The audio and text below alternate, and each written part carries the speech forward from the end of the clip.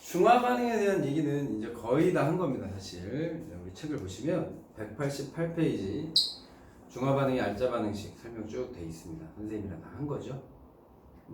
동영상 보시고 노트 필기하고 공부한 다음에 책을 한번 정리한다고 생각하고 보세요. 중화 반응 모형도 나왔고 액성에 대해서도 나왔어요. 표를 보시면 가운데 완전히 중화됨이 중성이고 그때가 중화점인데 수소이온의 수와 수산화이온의 수가 같다. 오른쪽에 플러스 강의 염이 뭔지도 설명이 돼 있죠. 네, 그런 것도 다시 보시고 이번에 중화 반응이 일어날 때 변화를 보시면 중화점이 뭔지 이온수를 차근차근 비교해 줬네. 이거 되게 중요한 겁니다. 표에 그 수소이온수, 염화이온수, 나트륨이온수, OH, 수산화이온수를 쭉 보면서 처음에는 이온이 4개였는데 아직 산성일 땐 계속 4개, 중화점일 때도 4개, 하지만 염기성이 되면서 6개로 변한 걸 알 수 있습니다. 그래서 그거 우리 얘기했고 그 그래프가 오른쪽에 나와 있죠. 189페이지에 용액의 온도 변화, 그래서 중화열이라는 거 아까 선생님 빼먹고 두 번째 강의에 설명한 거. 중화열은 중화 반응이 일어날 때 발생하는 열이지만 아무 때나 나오는 건 아니고 물이 만들어질 때 비례해서 나온다. 되게 중요한 겁니다. 물이 만들어지는 거랑 비례한다. 네, 그래서 뭐 중화점을 찾을 때 온도가 제일 높은 점 찾는다. 이런 것들 나왔어요.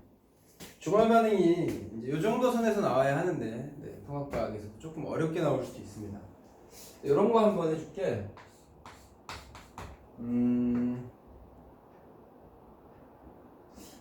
앙금 만들어지는 거 한번 해볼게. 앙금 만들어지는 거. 앙금 만들어지는 것도 해보고 안 만들어지는 것도 해볼까? 시간이 좀 걸리긴 하는데. 자.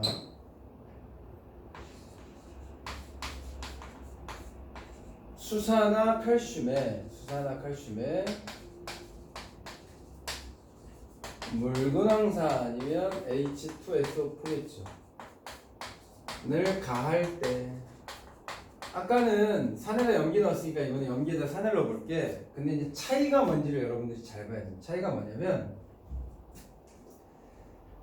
칼슘은 2 플러스고 네, 수산화이온은 마이너스. 그래서 1대2의 비율. 수소이온은 플러스고 황산이온은 2 마이너스니까 또 1대2의 비율. 뭐 이런 것도 있고요. 그 다음에 앙금이 만들어지는 걸 한번 해보려고 하는 거죠. 여기 있던 칼슘이온하고 황산이온이 만나면 황산칼슘이 만들어진다. 황산칼슘. 이건 앙금입니다. 앞에서 얘기했듯이. 자, 그럼 이제 그림으로 그리고 선생님은 수업할 때 그림을 그려주죠. 여러분들은 문제를 이렇게 딱 보면 그림이 머리에 떠올라야 됩니다. 그러려면 그려봐야 돼. 하나씩. 칼슘이온이 2개 있다고 칩시다. 2개. 그럼 수산화이온은 4개가 있겠죠. 이렇게 4개가 1대2의 비율로 들어있고 여기에다가 H2SO4를 1개를 넣는다면 H 플러스 SO4 E 마이너스 이렇게 들어가지 않겠니? 이런 얘기야. 여기 이제 이로 들어가는 겁니다. 그러면 측정은 여기서 한다 했어. 모든 측정은 여기서 하는 겁니다. 자, 현재 이온수가 6개죠.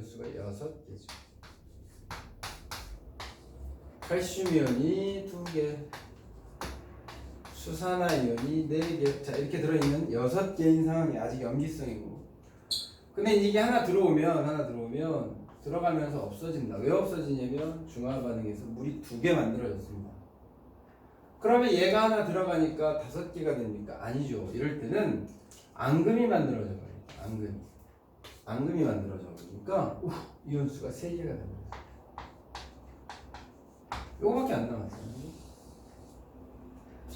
그럼 하나 더 집어넣을까? 하나 더 집어넣으면 빵기가 되겠죠. 빵기.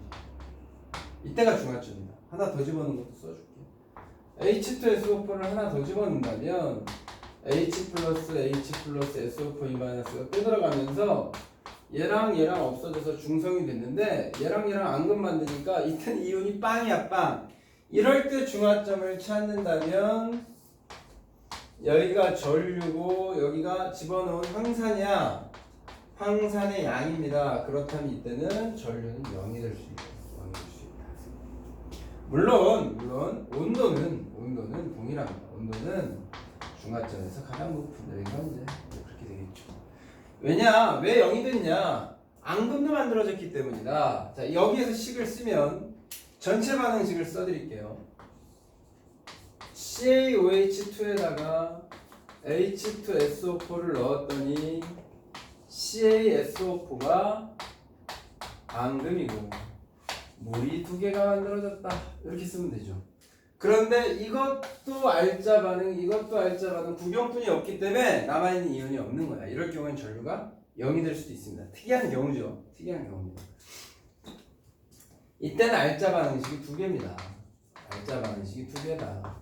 H 플러스와 OH 마이너스가 물이 됐다. 선생님 두 개인데요. 뭐 2는 생략되니까 약분되니까 그냥 111. 그 다음에 CA 플러스랑 SO4 E-가 반응해서 CaSO4의 앙금이 됐구나. 중화점에서 전기 전도도가 0일 것이다. 이렇게 생각할 수 있다. 이런 반응도 있다는 겁니다. 자, 하나를 더 할게요. 하나를. 얘는 별로 어렵지 않다는 거죠. 여기서 어떤 변화를 한번 좀 더 할까? 중화반응 어려워하니까 이해를 시키기 위해서 그래프도 한번 볼까요? 그래프도 보는 게 좋겠네요. 자, 이온수를 보면 이게 H2SO4. 이온수가 달라요. 여기에는 En, 여기는 N이야. 두 배라는 뜻이잖아. 누가 두 배였어? OH죠, OH. OH 0이 될 거예요. 0이. 그런데 얘도 0이 됩니다. 왜냐면 앙금이 만들어지니까. 얘가 누구겠어? 당연히 칼슘 이온이겠죠. 이건 수산화 이온이겠죠. 근데 그 다음에 얘만큼 다시 같은 비율로 증가할 수 있는 건 얘죠. 왜냐면 두 개씩. 근데 요 뒤에 다시 증가할 수 있는 건 같은 비율로 증가하는 건 SO4겠죠. 이렇게 됩니다. 중화점에서 이온이 0이다. 이런 얘기입니다. 그 다음 전체 이온수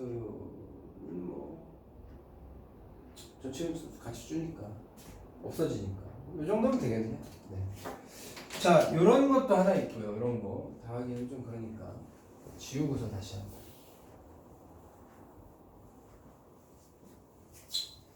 지금 이건 앞에서 했던 염산과 수산나트륨을 복습한다고 생각하면 되는데 차이점은 뭐냐면 앙금이 만들어졌다. 앙금이 만들어졌다. 염산과 수산나트륨처럼 앙금이 만들어지지 않아. 염이 앙금이 아니고 그냥 물에 녹아. 대부분 그렇습니다. 그럴 경우에는 중화점에서 전류가 약하긴 하지만 흐르긴 흐르죠. 약하긴 하지만 흐르긴 흐른다. 근데 이렇게 앙금이 만들어지면 중화점에서 이온이 없다. 전류의 세기가 거의 0이다. 사실은 거의 0이다 라고 하는 거예요. 거의 0이다. 아예 안 흐르는 건 아니지만 근데 뭐 단순하게 0이라고 해도 좋다. 자, 이번엔 누구를 하려고 그러냐면 이제 두 개를 섞어서 예를 들어서 염산에 수산화 칼슘을 한번 넣어볼까? 아니면 황산에 그럽시다. 황산에 H2SO4 황산에 수산나트륨 NaOH를 가할 때 황산에 수산화 나트륨을 집어넣을 때 이건 좀 개수비가 달라지겠죠. 선생님은 그림을 그려주지만 여러분은 머릿속에 떠올리는 거다. 여러 번 해보고 정 안되면 그림 그려봐도 확실한 방법이겠죠. H 플러스 H 플러스 H 플러스 H 플러스가 4개면 SO4 E 마이너스는 2개입니다. 여기에다가 처음에 1번 NaOH를 1개 집어넣는 겁니다. 한 개. 그러면 원래는 6개의 이온이 있었는데 한 개를 집어넣으면 OH가 얘를 없애고 그 자리에 NA가 들어오죠. 왜? 여기는 앙금 만드는 건 아니잖아.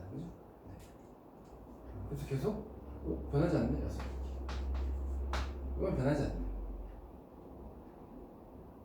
그럼 별로 어려운 건 아닌데. 2번 NaOH를 한 개 더 집어넣으면 역시 없어지고 여기에 NA가 또 들어가겠죠.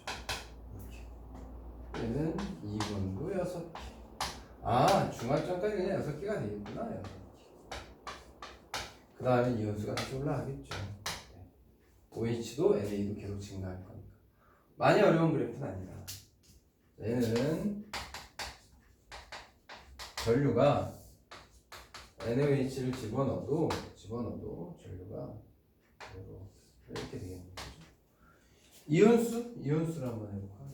여기다 그냥 하죠. 이온수는 전체 이온수는 변하지 않겠다. 여기까지 변하지 않겠다. 안 변하는 거 확인했죠? 그 다음 올라가겠어요. 이렇게. 근데 전류가 최소인 이유는 이온의 농도가 최소다. 이런 거. 반대로 한번 해보는 게 좋겠다. 반대로만 해볼게요. 다시 한번 예를 들어서 NaOH에 H2SO4를 가할 때 선생님 똑같은 걸 왜 또 해요? 똑같지 않습니다. 보세요. Na 플러스가 4개, OH 마이너스도 4개. 이렇게. 자, 이거 첫 번째 H2SO4를 1개 넣을 때, 원래 이온수는 8개였죠. 8개였는데 1번 1개를 넣으면 어떻게 되냐? H가 2개입니다. 그러니까 2개가 없어지겠죠.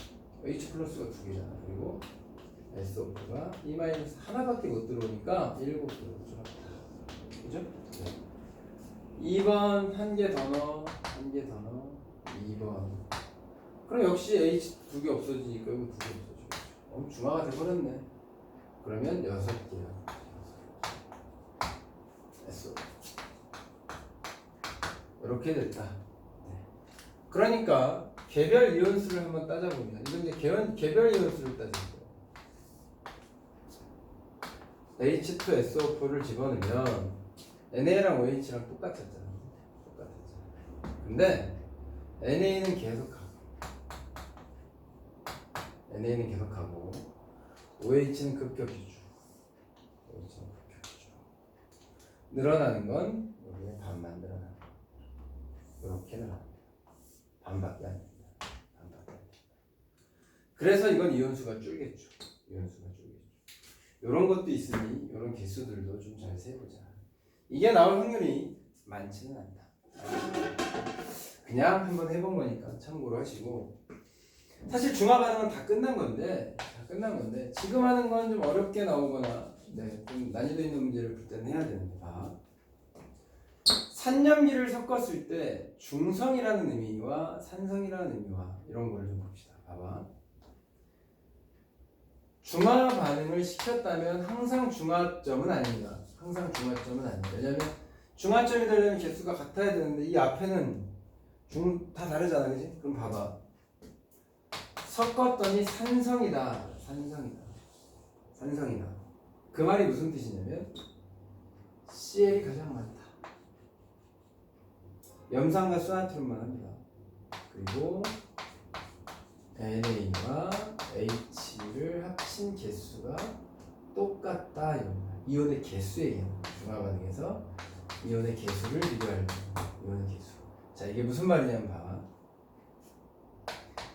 H 플러스 Cl 마이너스 이런 애와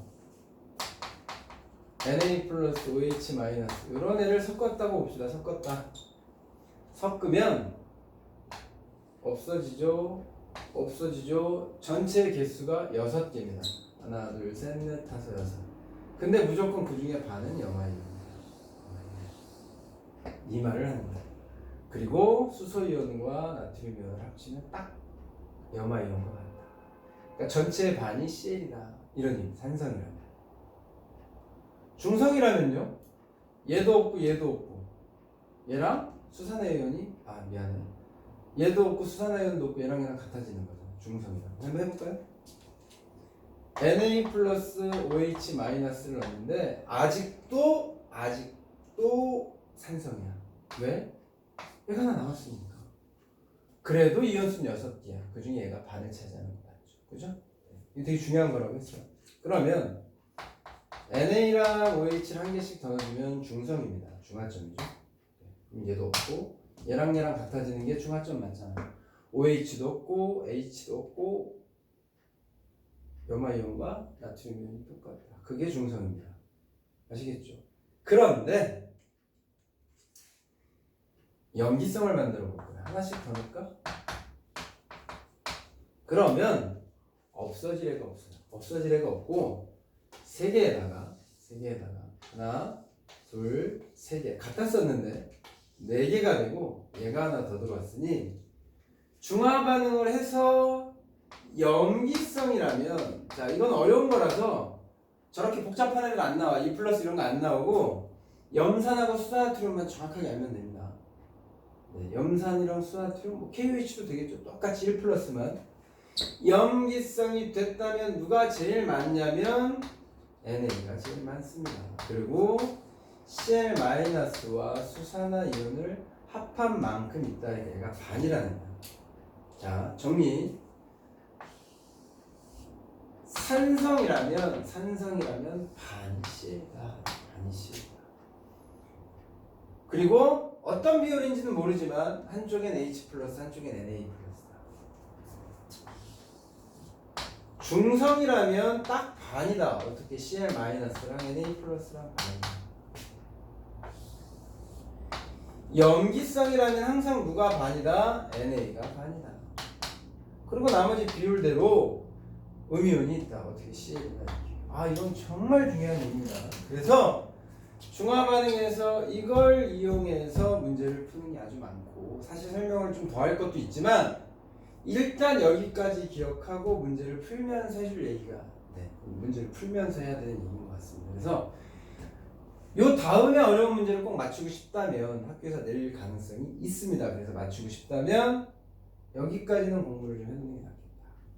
자 여기를 다시 한번 보세요. 여기는 그냥 참고만 하라고 했고 이쪽은 중화 반응을 했다. 염산과 수나트륨을 섞었다면 똑같이 들어갔다면 당연히 중성이니까 이렇게 반반 있고 OH랑 H는 없는 거야. 하지만 NOH가 적다면 항상 반이 Cl이고 산성이다. 왜냐면 Cl만큼 H 플러스가 있었는데 그 H 플러스를 다 못 없앴으니까 산성이야. 그럼 H 플러스는 여기든 남고 나머지는 NA가 차지한다. OH는 원래 없으니까.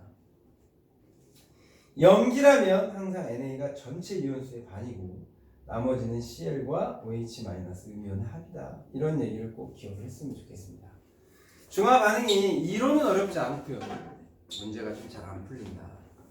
189페이지 B 생활 속의 중화 반응을 봅시다. 생선 비린내를 없애려면 레몬즙을 뿌린다. 레몬즙 C죠? 산이고 비린내가 염기다. 제산제를 복용한다. 제산제는 별표를 좀 칠까요? 위산이 과다하게 분비되면 염기성 물질이다 그랬는데 거기다 약염기라고 써놓으세요. 약염기. 자 제산제라는 건 위산이 과다하게 나왔으니까 우리가 먹어줘야 되는 거야. 위산은 염산이고 강산입니다.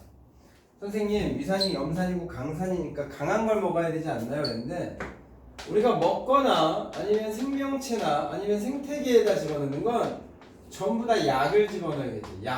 약한 걸 집어넣어야 됩니다. 강한 걸 집어넣으면 다 죽어요. 그래서 제산제는 약한 거를 집어넣어야 됩니다. 제산제는 약염기. 하지만 약염기라 그래도 암모니아 같은 건 집어넣으면 안 되겠죠. 왜? 독성이 강하다 그랬으니까. 이런 건 안 되고 약염기로 주로 쓰는 거 탄산수 나트륨 앞에 한번 얘기했습니다. 이런 걸 쓴다. 또는 앞에 앙금이라고 했던 거. 수산화 마그네슘이나 수산화 알루미늄은 앙금이라서 들어가서 효과가 아주 강하게 나타나지 않습니다. 원래도 좀 약산이고 이런 걸 쓴다 해서 약이라는 걸 꼭 기억해요. 산성화된 토양도 생태계죠. 여기도 약한 염기를 집어넣어야 되기 때문에 석회가루 동그라미 치시고 석회가루 염기라는 걸 기억하세요. 이산화황은 산성입니다. 그래서 그런 거 없애려면 산화칼슘이나 석회석 다 석회가루예요. 양치질은 산성물질이 나오는 거니까 치약은 염기성이겠죠. 벌레 물리는데 약 바르기 이런 것도 벌레는 산입니다. 산. 그래서 벌침이 폼산? 개미가 쓰는 그런 것들이 다 산이라서 예전엔 된장 물렸어요. 된장이 염기인가 보죠. 지금은 염기성 그냥 바르면 됩니다. 중화 반응 문제가 뒤에 탐구 190, 191이 있고요. 꼼꼼히 공부하셔야 됩니다. 그래서 일단은 195까지 문제를 좀 푸시고 질문을 딱 이렇게 선생님한테 페이지라고 번호하시면 충분히 공부한 다음에 하시면 선생님이 문제풀이 동영상을 올려드리겠습니다. 수고하셨습니다.